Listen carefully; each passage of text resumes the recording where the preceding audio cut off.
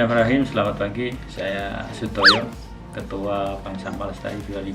Tutorial mengenai pembuatan biopori dari peralatan, kemudian hal yang perlu kita lakukan untuk membuat satu buah biopori yang pada intinya adalah untuk mengembalikan resapan air tanah kita.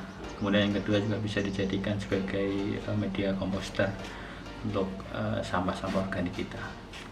Oke, selanjutnya kita membuat lubang biopori dengan alat yang kita punya, yaitu linggis.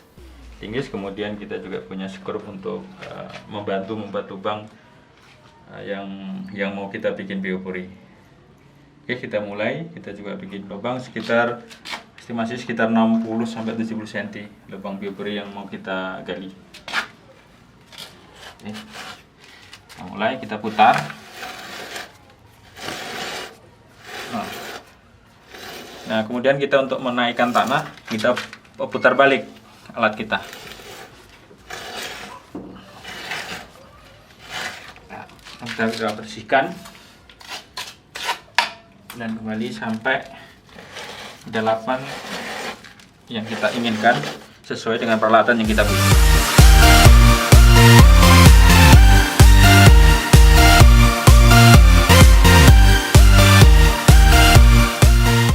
Biopori yang kita buat menggunakan pipa berdiameter 4 inci ya, berarti 4 inci dengan kedalaman antara 60-70 cm tergantung kondisi tanah kita, kemudian bisa sedalam itu.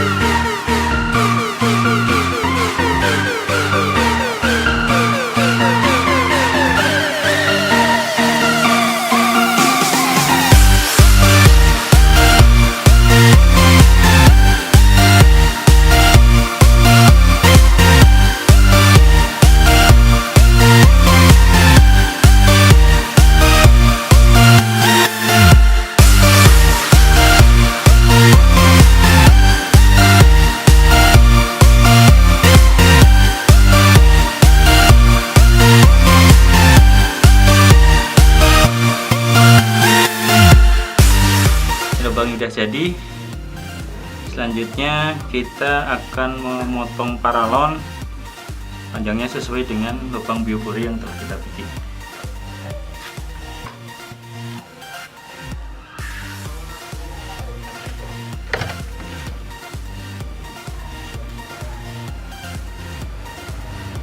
Oke. Kita potong panjang pipa yang diameternya 4 cm tadi sekitar seperti ini, panjangnya ya 60-70 cm. Kita coba. Oke, selanjutnya tahap pemotongan pipa yang akan kita tanam di lubang biopori kita. Ini pipa yang akan kita gunakan dan kita tanam di lubang biopori yang akan kita buat. Kita potong, ada kali ya, 1, 2, 3, 4, ya hampir 80 cm.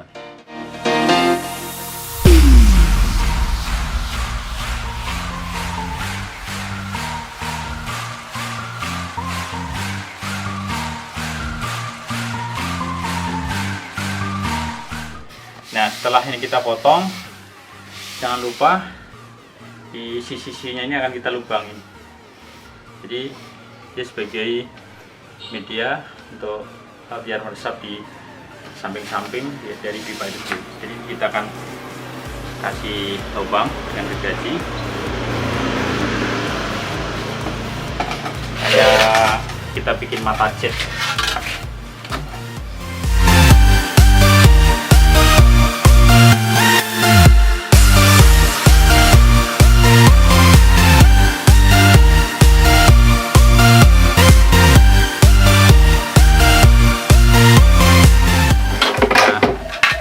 lubang-lubang ini harapannya bisa salah satu media atau jalan air yang masuk ke lubang biopori kita akan merembes ke samping-samping, samping juga lewat bawah, mempercepat proses resapan.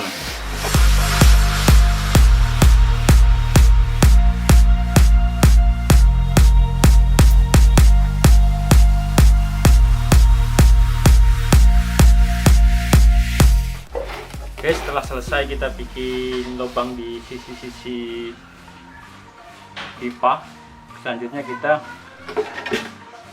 membuat lubang di tutup biopori yang akan kita bikin.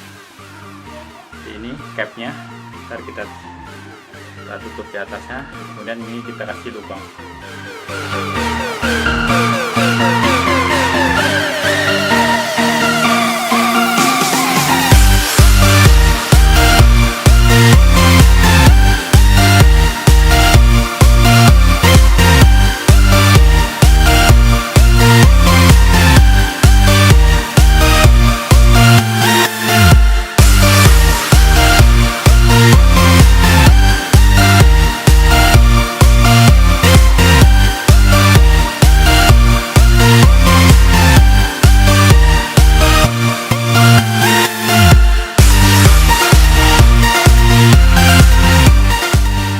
Selanjutnya kita tanam pipa yang telah kita buat seperti tadi, yaitu ada kisi-kisi lubang kanan kiri, dan kita tanam sesuai dengan tanaman.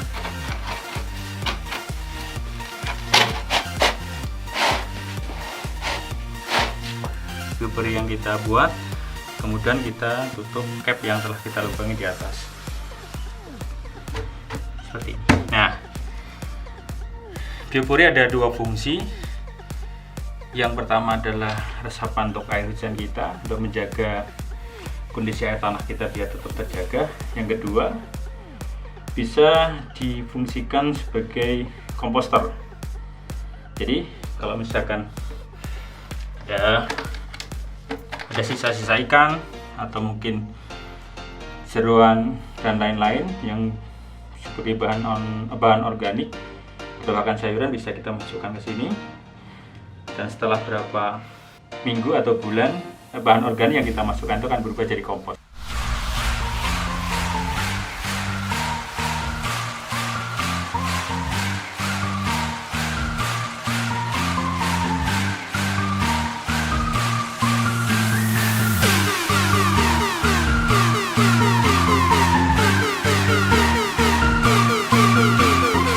Fungsinya sebagai resapan dan sebagai komposter buat sampah organik kita. Oke, kita kembali ke fungsi biopori. Ada dua. Yang pertama adalah resapan untuk menyimpan air tanah kita kembali yang kita konsumsi dengan pompa-pompa air kita.